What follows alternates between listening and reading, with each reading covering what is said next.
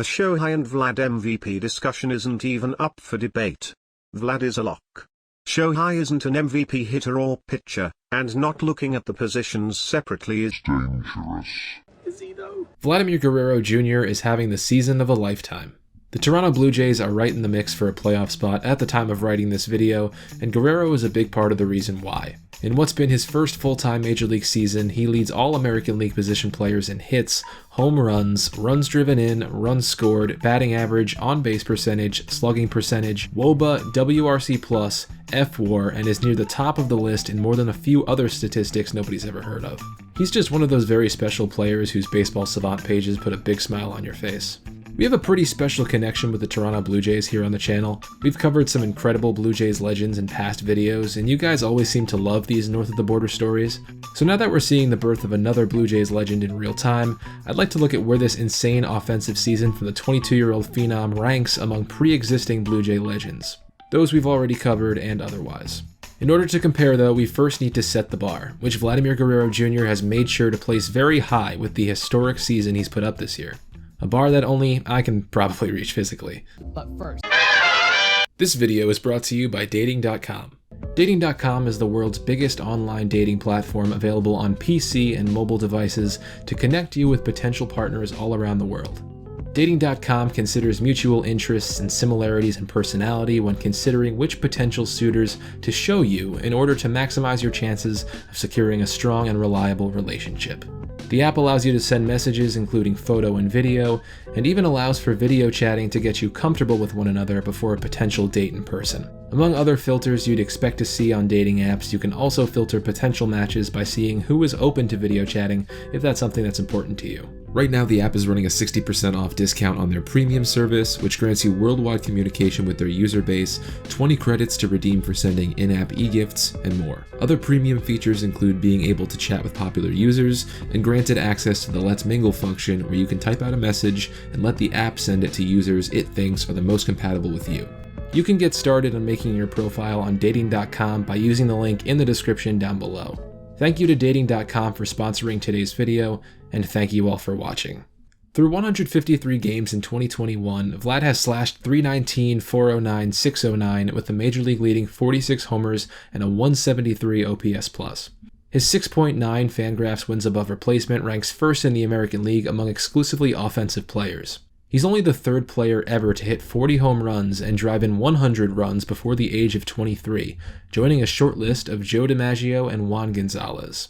As far as StatCast is concerned, he's in the Bernie zone for average exit velocity and the top 2% or better in hard hit percentage and for each of StatCast's basic expected statistics as well. After transforming his body this past offseason, Guerrero has come back and transformed his game on the field and has shown the league why the expectations for him were as high as they were when he was called up 3 years ago. Now let's compare Vlad this season to some of the best Blue Jays offensive seasons ever.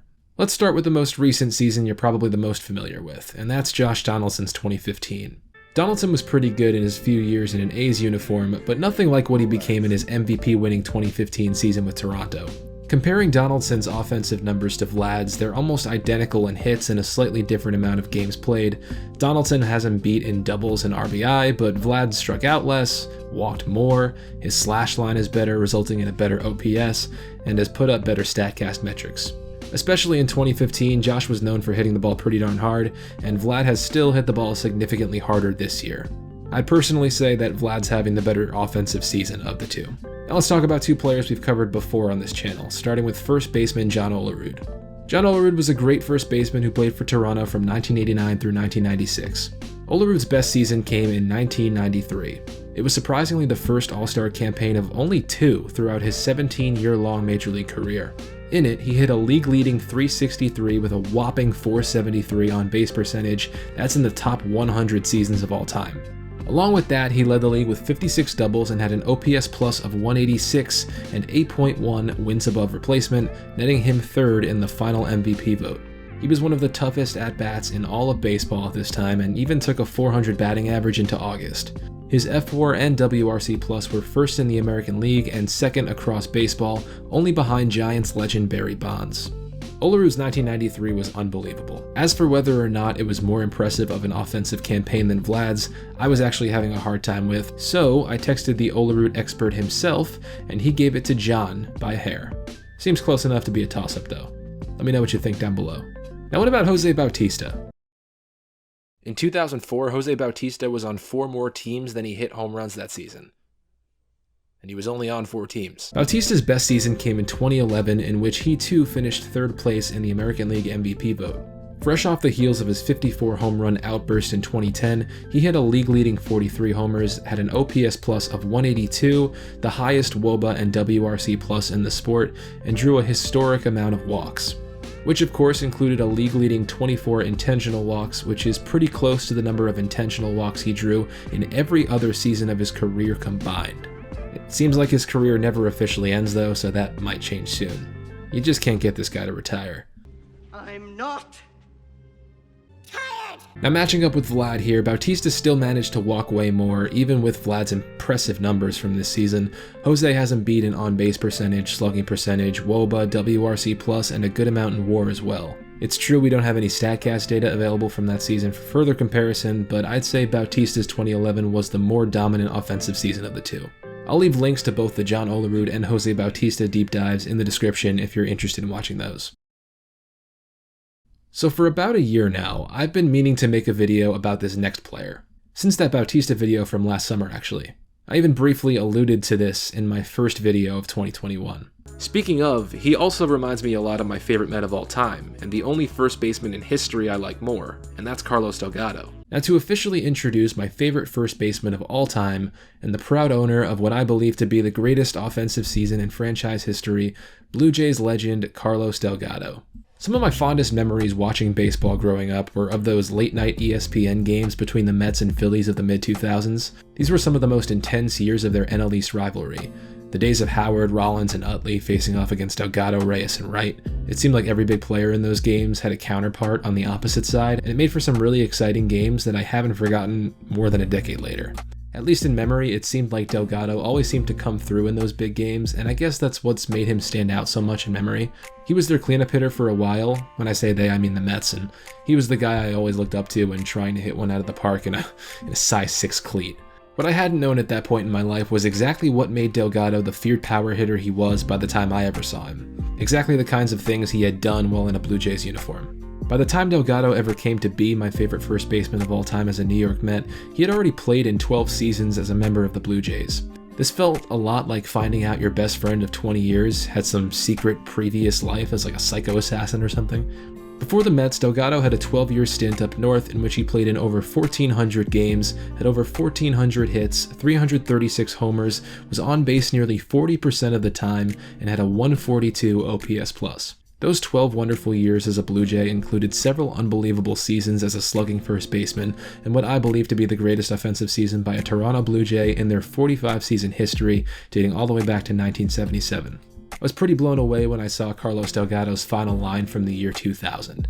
It probably wouldn't have as much of an effect on most people who didn't already view him as a legend, only to discover that an even more legendary version of themselves had already existed.